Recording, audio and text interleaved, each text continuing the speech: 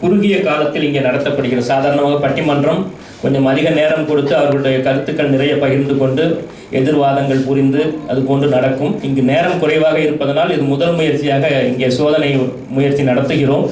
இது இன்னும் வருங்காலங்களில் இன்னும் விரிவாக நடத்தப்படும். மிக சுவாரஸ்யமாக இருக்கும் என்று எதிர்பார்க்கலாம். பட்டிமன்றத்தை நடத்தித்தர